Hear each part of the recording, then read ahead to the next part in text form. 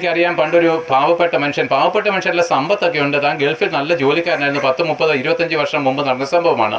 അദ്ദേഹം നാട്ടിൽ വന്നപ്പോൾ തൻ്റെ കൂട്ടുകാരെല്ലാം കൂടെ പറയണം, ഒരു പ്രൈവറ്റ് ബസ് നീ മേടിക്കണം, എന്നിട്ട് ഞങ്ങളൊക്കെ അതിലെ ജോലിക്കാരായിട്ട് തീരാൻ ഭയങ്കര ലാഭമാടാ എന്ന് പറഞ്ഞു. അങ്ങനെ ഈ പാവപ്പെട്ട മനുഷ്യന് ലോൺ എടുത്തോ എങ്ങനെയോ ബാങ്കിൽ കിടന്ന് തൻ്റെ അധ്വാന ഫലം കൊണ്ട് ഒരു പ്രൈവറ്റ് ബസ് പഴയ സെക്കൻഡ് ഹാൻഡ് എടുത്തു.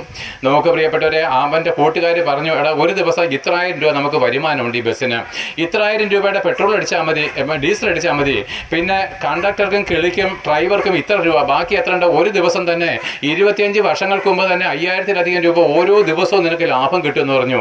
ഈ പാവപ്പെട്ട മനുഷ്യന് ഈ പണം കൊടുത്ത് ഈ വണ്ടി മേടിച്ച ദിവസം തൊട്ട് വർക്ക്ഷോപ്പുകളിലായി, കേസുകളായി, വഴക്കുകളായി. പ്രിയപ്പെട്ടവരെ, തൻ്റെ കിടപ്പാടം, തൻ്റെ അപ്പനും അമ്മയും വാടക വീട്ടിൽ താമസിപ്പിച്ചിട്ട് തൻ്റെ കിടപ്പാടം വിൽക്കേണ്ടി വന്നു. താൻ ഈ ദേശം വിട്ട് പോകേണ്ടി വന്നു, അന്യദേശത്ത് പോയി അവിടെ വെച്ച് മരിക്കേണ്ടി വന്നു.